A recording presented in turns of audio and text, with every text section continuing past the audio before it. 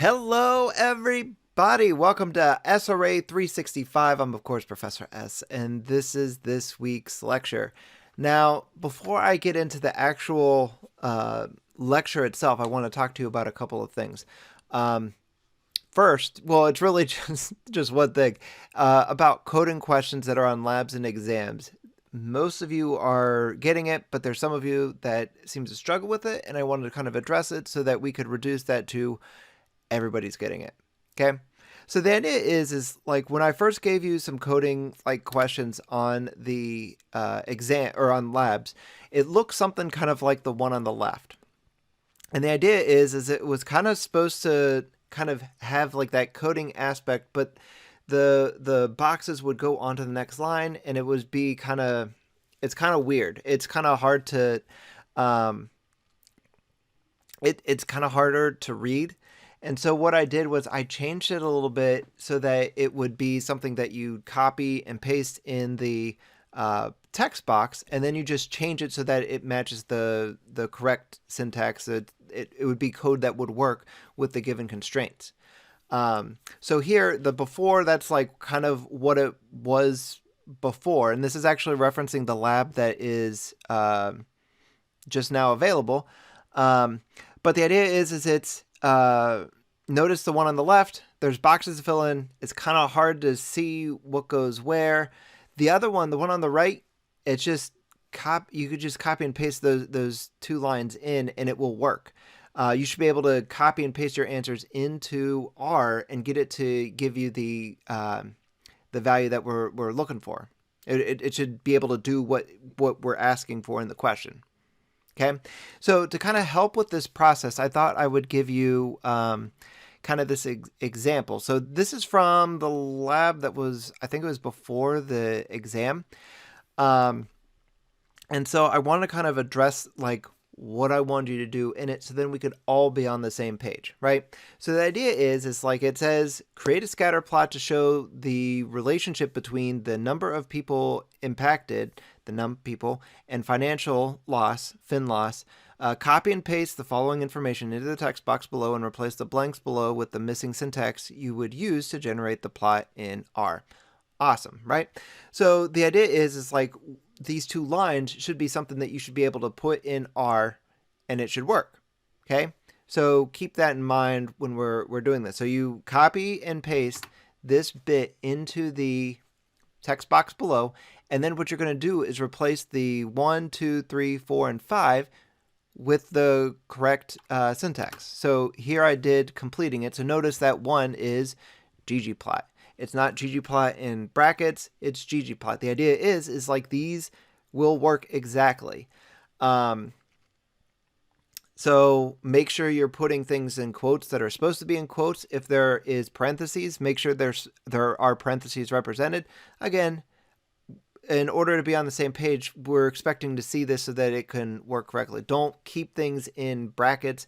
You're replacing those numbers with these things. So again, it will work. Another thing that I've noticed that some people are doing, and I want you to stop because I just want to make sure that we're all on the same page. Don't change object names. Like for instance, it says scatter1. Don't change it to scatterplot or I don't know.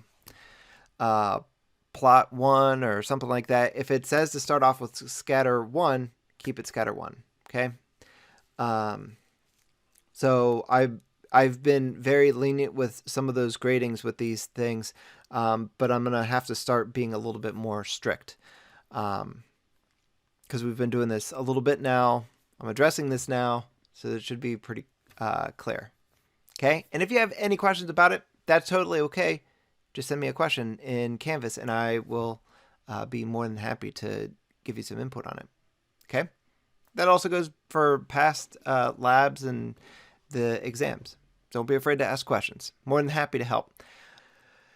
Now, one of the things that I am doing for this lab is that I'm going to be changing things and just saying, what are the lines of code that does this? Giving you more autonomy. There's not really fill in the blanks. It will be like call the object this, using this data frame and that sort of thing. The important thing is that you follow the directions and make sure you're referring to the correct data frames or the correct variable names and that sort of thing. But there will be more different ways to try to do different things. And it's kind of, I mean, I know this is kind of vague, but the idea is like the book kind of, or the text walks you through certain things, and I'm going to walk through those and then some more. So it gives you, the idea is like, I think this stuff is important and I want to make sure you have options for how you do it. And I want you to kind of work on ways that make sense for you, not just what's given to you. Cause I think there's some more hands-on kind of approaches, and it'll make more sense as we get to it. Okay. So for this lecture, we're going to do something slightly different than what we've done in the past and what the way that the text approaches the content. See, the thing is like the text, it gives you tells you all the different cautions and assumptions, and then we walk through the stuff in R, which is great. What I thought could be helpful is that if we kind of mix them together, right? So I talk about the cautions and assumptions at the same time of doing them, so you can kind of see them. And it'll kind of make sense. So when we talk about assumption, we work on that assumption in R. And then before we go on to the next assumption, we finish talking about it in R before we move on. Okay? Hopefully that makes sense. Something else that I hope makes sense is kind of like what we're doing here with these models. So these models that we're working with here, these linear models, the simple regression, the idea is like it's helping us do two different things at the same time: regression and correlation. So regression is used for helping us make predictions, and we're going to go into in a second like what kind of predictions we're doing. But the idea is it's like that's what regression is to help us do, is to find a model that fits to help make good predictions. The other thing is correlation. So we're finding a model that helps represent it, which helps kind of establish relationships, right? Like how does this independent variable affect this dependent variable? Is there a relationship in that way, right?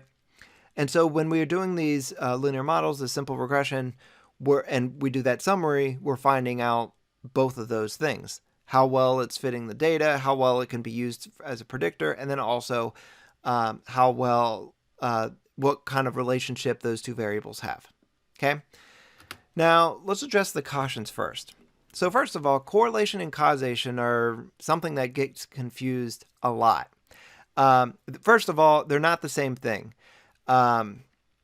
The thing is, it's like we oftentimes we have our data that fits very closely to our model, and we think, okay, maybe there's something going on here. Maybe the independent variable causes the dependent variable to happen. And the thing is, in statistics, we really don't like the causation word. It kind of makes us feel uncomfortable, us being anybody using statistics. And so the idea is it's like we really shy away from it, and so be careful about using it. Think about like in court of law, really shy away from saying somebody is innocent. It's usually just not guilty. Very similar thing with causation. It's a big deal to say something is causing something else. Now, like when we see that strong correlation, there could be a third variable that's affecting those two things. Like maybe one variable affects another variable, which affects another variable, and that middle variable is something that we're not measuring. We don't know. Or maybe that third variable is affecting both of those things. We don't know. Not from this data. So the idea is like our correlation doesn't show us causation, and it should not be interpreted that it does. It might help justify arguments of causation, but that doesn't necessarily mean that it is evidence that it is causation. Okay, it helps argue for it, but it doesn't mean it is. Okay. Another thing too is like, and I didn't mention this below, but there could be like just a coincidence. Okay. So that's just something to think about. The other thing is like that you need to make sure you do is you interpolate and not extrapolate beyond your data. The idea is like you're given this data, And it kind of looks like maybe we have this data going off in a distance, and it says, all right, looks like this is the way it's going. This is the way it's going to keep going for a while. It's fitting our model very well. So we're going to assume that it keeps on going forever, and that's a mistake. Just because it looks like it's going in that way doesn't necessarily mean that it continues doing that. It could round off. It could get even steeper. We don't know. What we do know is what's happening in the range that we're looking at.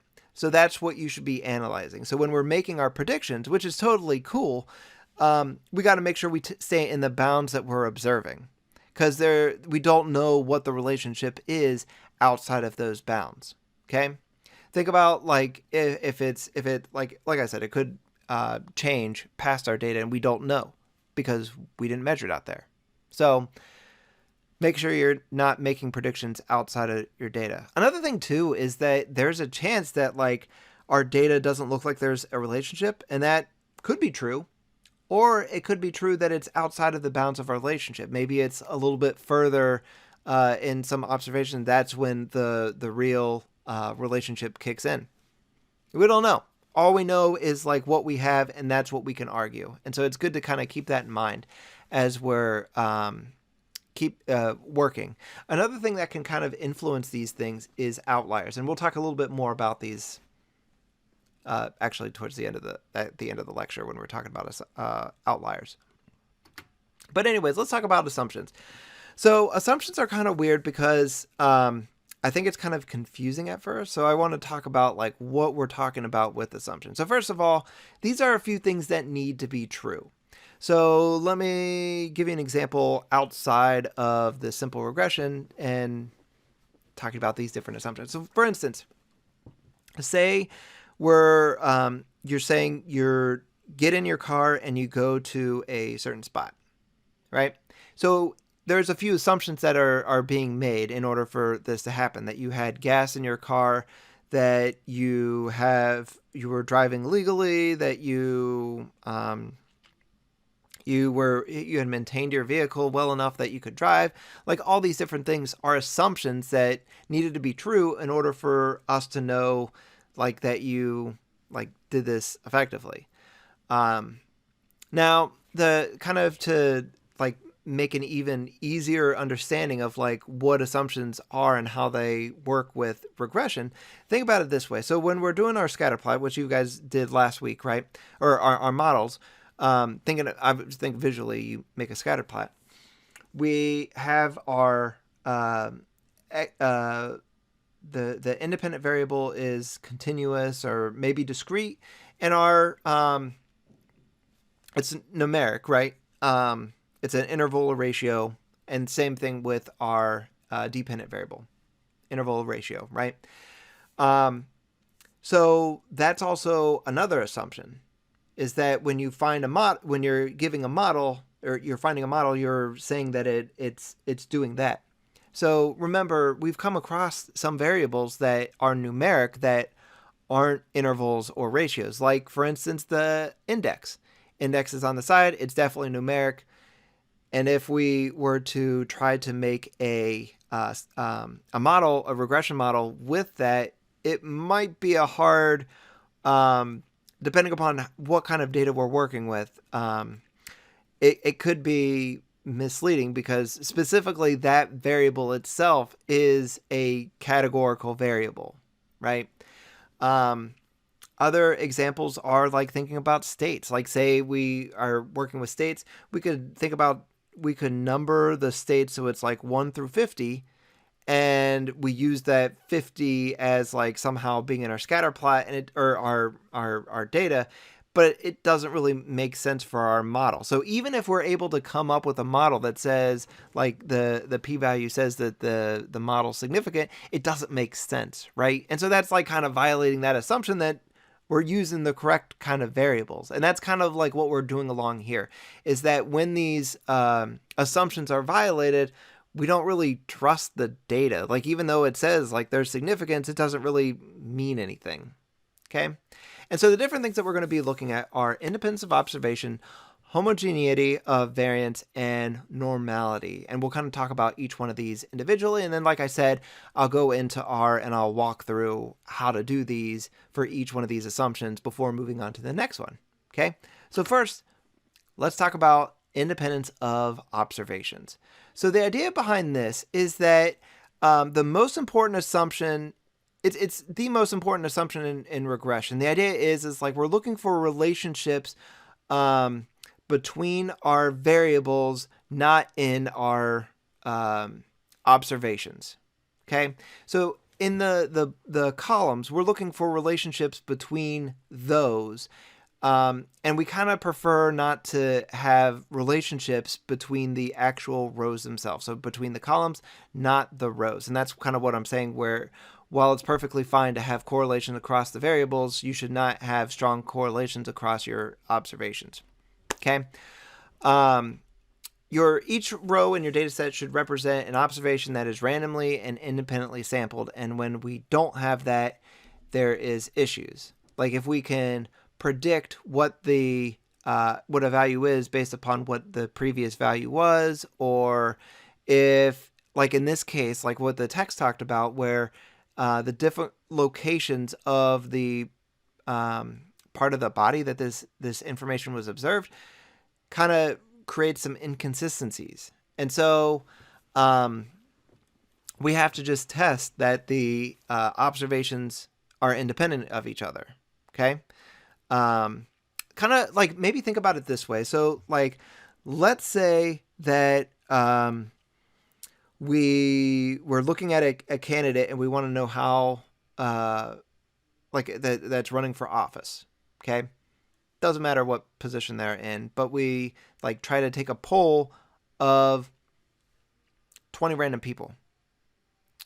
And so the idea is like if we're not random enough with it, we could end up with people in the same family who are probably going to be arguing the same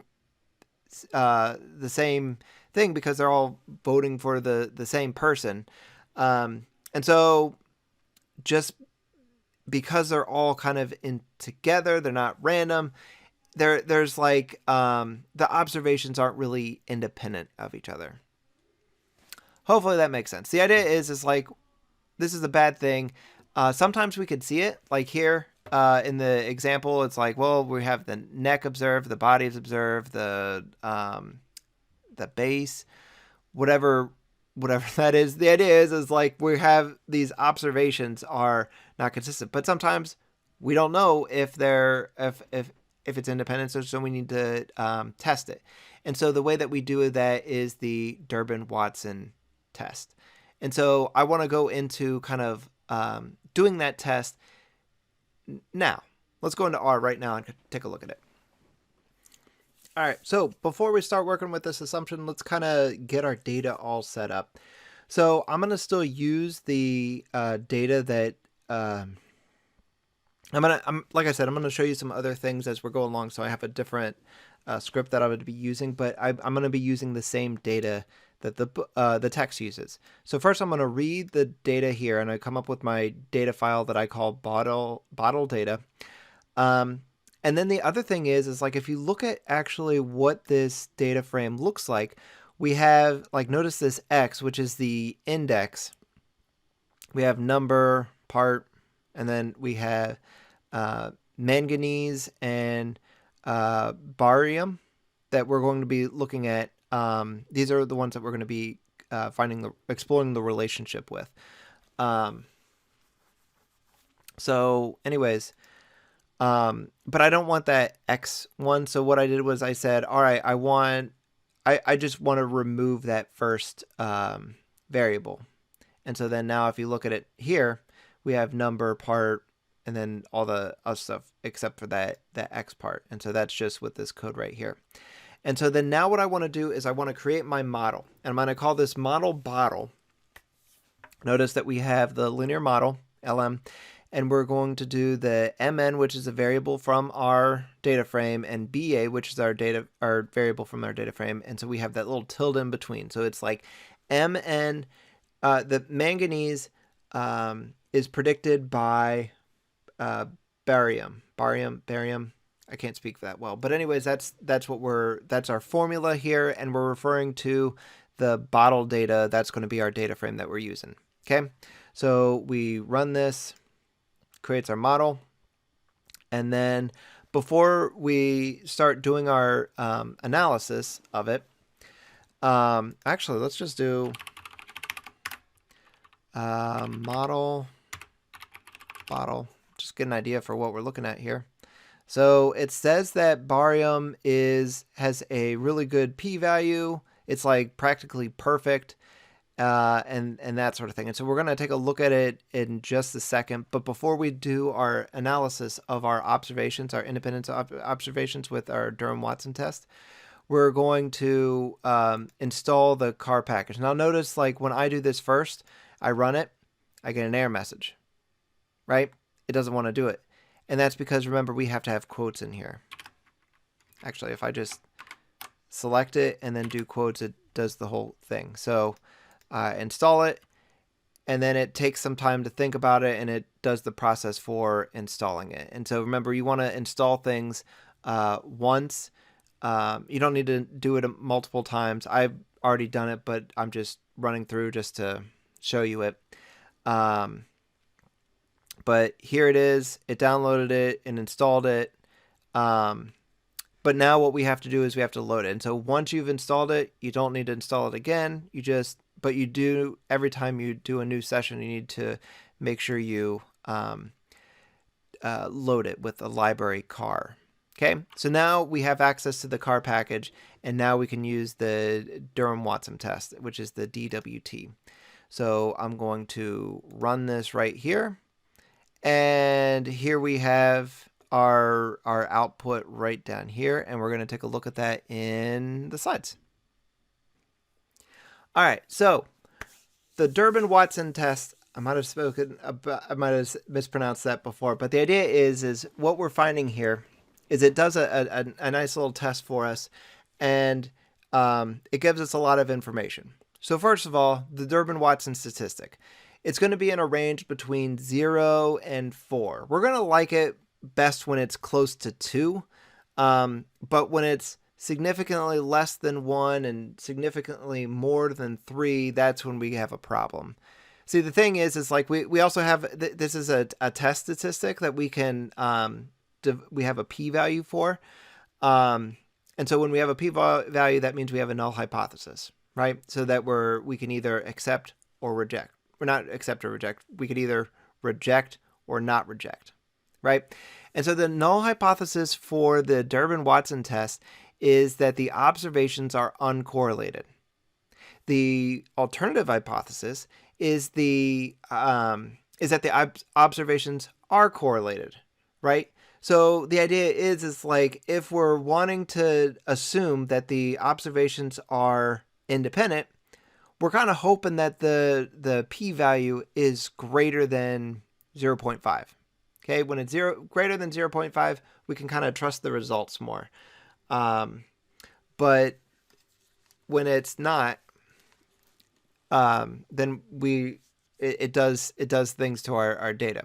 So let's look at the data from our report. So it says it has a lag, autocorrelation, DW statistic, which is the Durbin-Watson statistic, and the p-value is 0. P-value is not actually 0. It's just that's what the rounding made it. It's super low. So clearly it's going to be less than 0.05, which means we can reject the null and conclude that there is evidence of autocorrelation in the data. So the way that we can kind of report the Durbin-Watson test is that it indicates that there is a strong positive correlation among our observations. And when we cite the autocorrelation value there, the Durbin-Watson statistic and the p-value. So the autocorrelation, we use the rho, which is like kind of looks like a p, but it's lowercase Greek letter. In this case, it's about 0.66, and the Durbin-Watson statistic is about 0.68, and the p-value is less than 0.05 or something like that. It's low.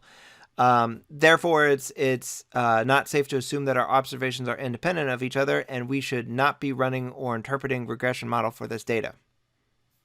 That's like also what the text says. So just to be clear, this is rho that was rounded. This is the test statistic, and this is the p-value. Okay? So technically, it doesn't make sense to use this data, right? Because there's the idea is like the regression, we did a test, remember from the summary, the p-value is really good.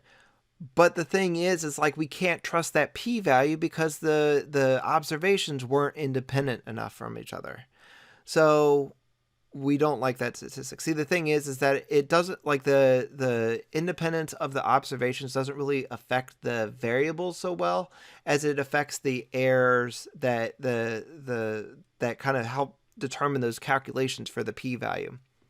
The thing is, it's like we can't trust the data, so it wouldn't make sense to continue further with our observations of the data, of the making predictions, determining correlation, and that sort of thing, because we don't trust it. There's correlation between the observations, right? So what can we do about this? Well, just so you know, things that we could do is like maybe add some variables in there. We could, like, if we know what they are, there are some things that we can do. Maybe we just like focus on, like, you know how before it was like based upon like the different body parts. Well, maybe if we just focus on the body parts that are the neck, right, or just the, I don't know, face or whatever those different things were. If we focus on those, that could work. It doesn't in this case, but it might in other data. It just means that we have to change the way we look at it. It's just that's what we're trying to do. Maybe there's another variable out there, like the body part that is affecting our data, and that's something that we have to address. But for us in this case, it's just saying this doesn't work. This isn't working out for us. Okay, but since this is an example of what can go wrong, we're going to continue on with this model as an example for showing other things that we're looking for, starting with homogeneity of variance. Now, this is the second most important assumption of regression, and it states that the spread of the observations, or the errors, really is what we're looking at, for each of the value of x is constant around the regression line, right? So the idea is, if you think about like the best fit line, we have the data like that's kind of scattered across it, right? And so we want things to be like pretty like much hugging the line. Like there's some fluctuations, but we don't want it to be like where to the point where it's like it's like part of it fits really well and part of it doesn't. And if that's the case, then that's an argument that the homogeneity of the variance is not good. Anyways, the idea is you can evaluate the homogeneity of variance in your data by examining the residual versus fitted value plots. And we're going to do that right now so you can see what I'm talking about in R. So let's go into R and take a look at it. All right, so once again, I'm back in R. Now, I as you can see, I have a few different ways. Like I have something that I've labeled less accurate and the accurate text way. So the idea is that the text gives you a way that I think it's really cool. It just does it and you can see it and that's great. But I think like we know enough about graphing that we can kind of see it for ourselves and kind of interact a little bit more with it. The problem with my way is like there's steps and it has it's slightly inaccurate because we're rounding some variables, but the idea is I feel like this is kind of easier to follow. Okay. And so if I ask on the lab, try to do homogeneity of like test the homogeneity of variance, what would that look like with our data? You can use these methods. Just make sure you're using the right objects and variables. Okay. All right. So anyways, first thing is like, remember we did our summary of our data and it looks like it fits that well, but we don't trust it because the errors are all kind of wonky because of the data. But anyways, let's kind of see what the fit, we got to calculate the fit. And so what the fit is like, we'd say, all right, we have this model that is predicting the manganese from the barium or barium. And so we need to say, all right, well, if we put our amounts of barium into our model, what do we expect to get? That's our fit values. And then what the residuals are is the difference between our fitted our fitted predictions and what we actually got. Think of it as the error. Okay, errors and residuals. It's the same thing in relation to our samples, but it's the idea is it's I don't know. Errors is kind of, I feel like it's sometimes a little bit misleading. So I like to use the term residual. So anyways, let's start with the fit. So the idea is it's like we run our summary, and so we're going to use these values to create our model. So I'm just going to copy this. This is our intercept. And then remember we have our slope right here.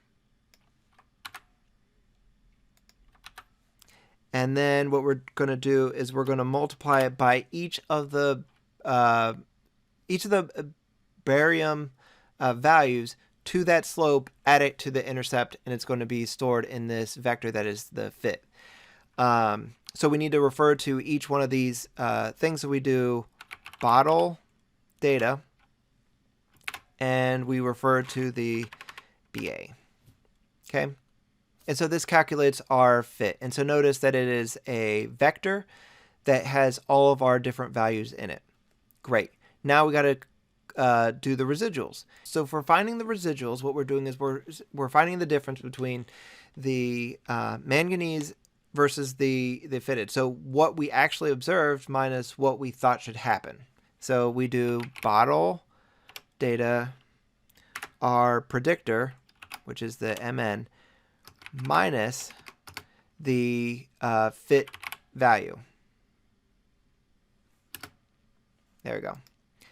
And so then when we run this, we get another vector.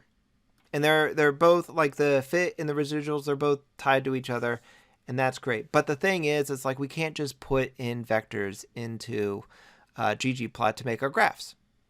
We have to create a data frame. So here's what this data frame looks like. So I call it resid data, where we have fit and resids. And so when I run it, there's our marvelous data frame that we can refer to when we do a ggplot. Now, we've already run installed ggplot last week, so all we have to do is run the library to load it and get it ready so that we can use those methods. So it's ready for us now, and so then I have this resid plot, which is the ggplot, which is resid data, is the data frame that I'm referring to, and then its fit is going to be in the x-axis, and the resids is going to be in the y-axis.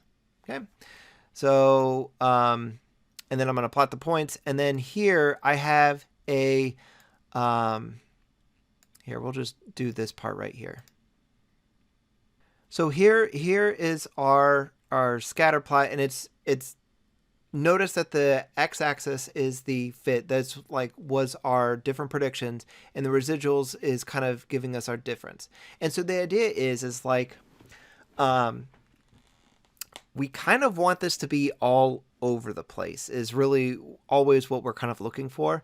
The idea is like if there's a pattern with the fit versus residuals, then that means that there's something else going on, like the homogeneity of variance is violated.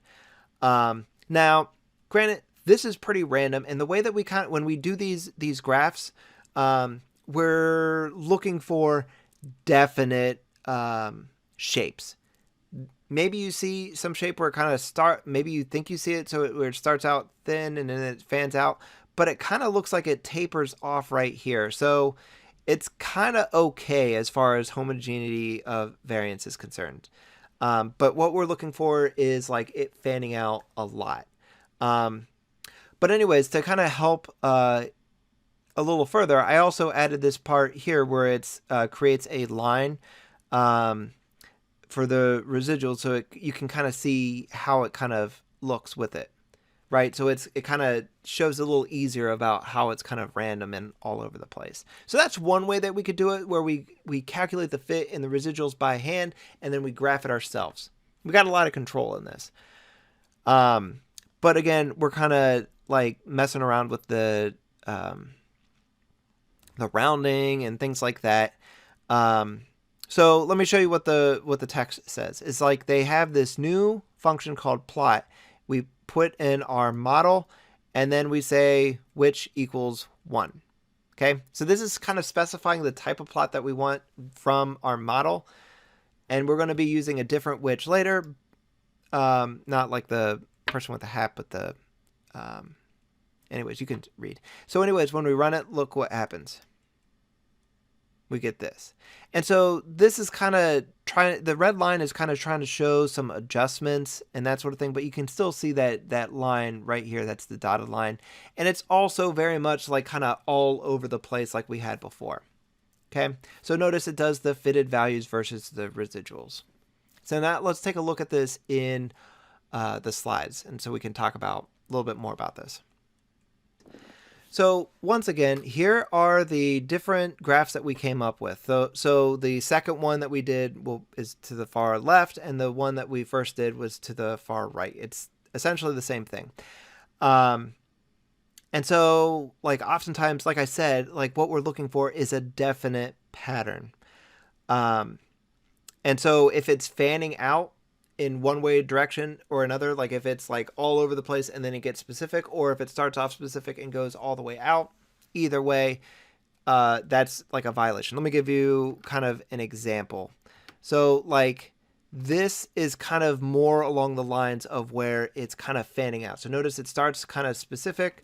Let me draw this out for you. So see, notice that it kind of starts like really small here, but then it kind of works its way out.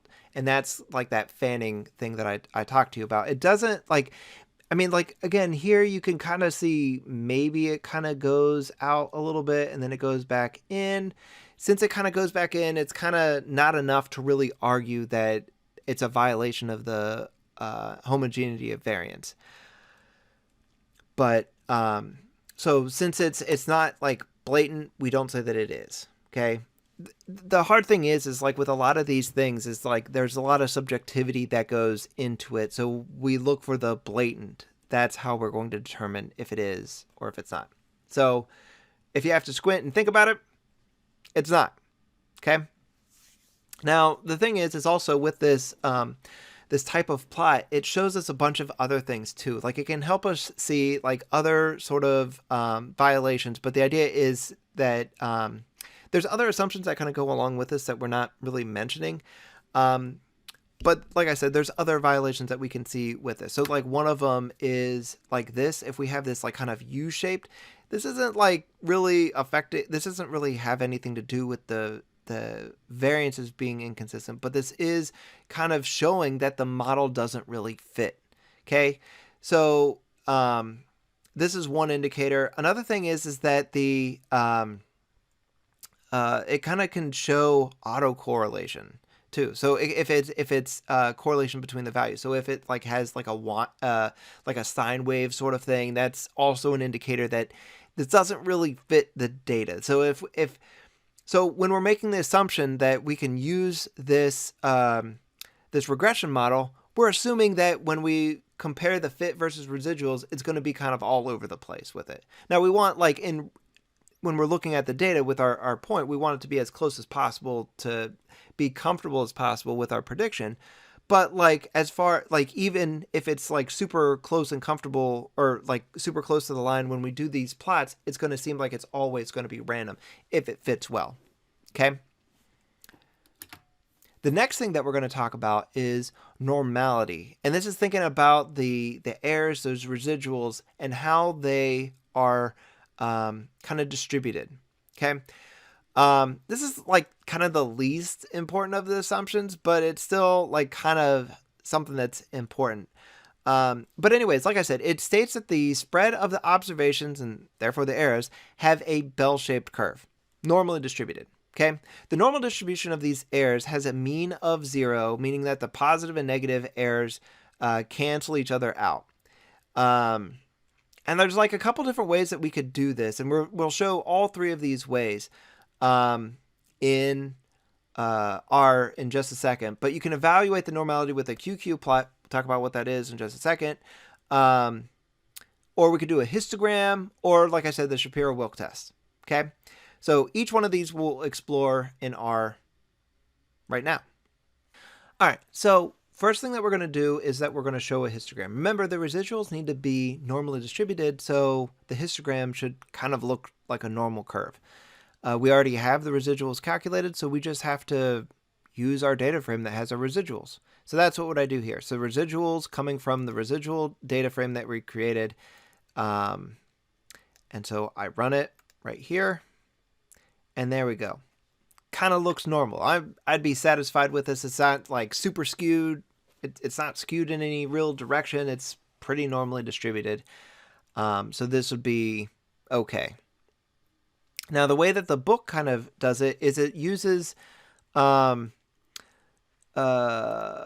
here. So we have the what we do is we calculate the residuals with this method here using our model. So it finds residuals and it calculates it into our data frame. So if you look at our bottle data right here, notice that we don't have a residual variable here.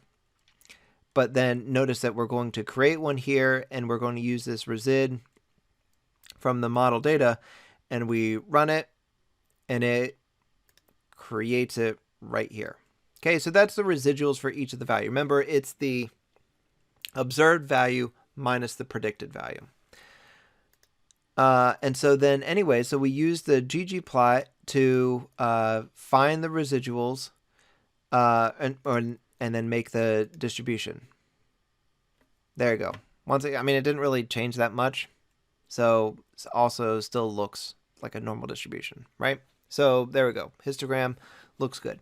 Now the next thing is the QQ plot. And I kind of mentioned this in a different order on the slides, but the QQ plot, let me run this. So notice that it's using a model, and instead of which one, it's which two. So I'll run this and then I'll talk about it. So the idea behind this is like what we're doing is we're doing quantiles. And so the idea is like what it's doing is it's dividing the data. And the idea is like it's dividing these data into this point. And so it's kind of comparing what the data, the residuals from the data with what the data would be for a normal distribution. And so the idea is like if everything is a perfect normal distribution, then it would fit on this line very perfectly, right? You're not going to like, nothing's like perfectly normally distributed. Like you saw it before, it doesn't look perfectly distributed. But the idea is like, this is pretty comfortable where it's like pretty much on that line, right?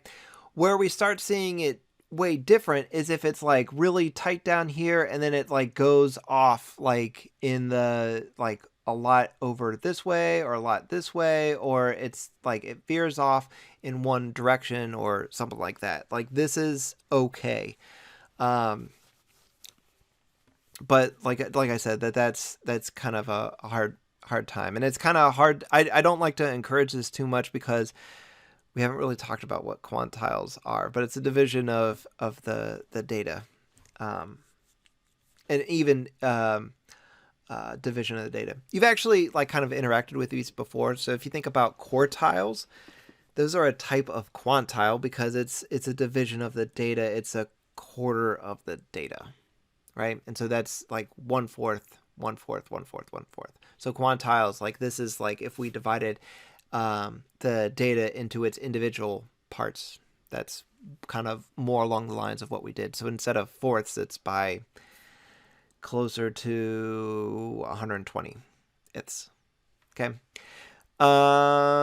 let's see. Then the next thing that we do is the Shapiro-Wilk test, which is interesting. So let me just run this. So notice that we do Shapiro test, resid data, and we put in our resids, right? And so then when we run it, we get this information. And so we're going to talk about this in the slides. So let's just go in the slides and talk about this data there. When you run a Shapiro-Wilk test, you should report the W and the p-value. So the W is the test statistic, the p is the p-value is the p-value, right? So the idea is like when we're interpreting the results, it can be tricky because the null hypothesis is kind of weird, kind of like what we were talking about with the Durbin-Watson test. So the null hypothesis in this case is that the data is normally distributive. The alternative is that it's not normally distributed. And so the idea is like we're kind of wanting it to be normally distributed so we can use it. So it's kind of weird that we're wanting the null hypothesis. The idea is like here's when we run our data, this is what we got, right? And so the idea is like we have the W and we have the p-value, and notice that the p-value is larger than 0.05, right? So there's not enough evidence to suggest that it's not normally distributed. That's a lot of negatives. That's why I think it's kind of confusing. So that's kind of like what we're looking for. We're looking for the test of normality to be not significant. This is kind of what we're looking for. In this case, it is. Right, which makes sense with all the other things that we've done. It fit along the QQ plot. That was beautiful. Maybe even easier to see was the normal distribution of the histogram. That was great. And now we actually have a p-value that says, kind of helps us like numerically calculate, yep, this is safe to say that this is normally distributed. Okay. Now, the last thing that we're going to talk about is outliers. There's a couple different results. I'm just going to really talk about one of them. The thing is like you could standardize your results or you could look at a scatter plot. All right, so I know this is a prep, but I thought it'd be kind of easier just to show you in R, but we'll go back in the slides in just a second. The idea is like there's two different ways that you could do it, standardizing the residuals and making a scatter plot. So here's how we would do it for like if we made a histogram of the data, and really what we're doing again is we're looking for outliers. So something kind of on the very far end. There's really not many outliers. I don't know. Personally, I feel like the scatter plot's the easier way to see it. So when we do this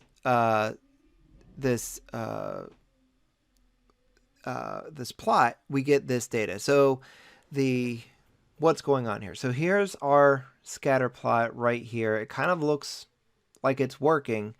But again, remember, we don't really trust the data because it had that violation from the before with the correlation of the observations. The observations are independent. But if it was, it looks pretty good. Some things to kind of look at, like there's no any like crazy, I don't see any outliers. Like there's nothing like an outlier would be like down low here, something high, or something high up here, down low, or even super up high over here would be an outlier. And the idea is like in our data, we don't really, like in this class, we're not going to be really working with what to do with outliers. It's more of just how to identify them. So make sure you're comfortable with either way, and you can find it that way. Let me go back into in the slides real quick. So with the outliers, like again, this was the data that we came up with. I didn't mention what that kind of, we have that red line. That's our fitted line. That shaded line, that smooth line right there, that kind of tapers in and goes out. That is our confidence interval for like the equation of our line, just in case you're wondering.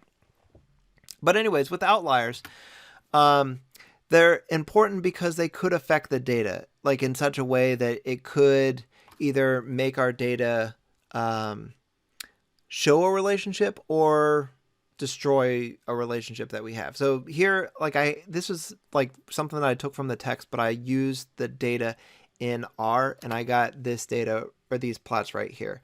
And so notice that the first one, that's without the outlier, there's really not a relationship. But when we add that outlier, it looks like there is a relationship. And so things that we would have to consider with this outlier is, do we think that this outlier is significant, that it's like affecting our data, that it's something that's kind of important, or is it something that maybe we should ignore? And again, this is an outlier, so it's just something to kind of think about, like make sure you can identify.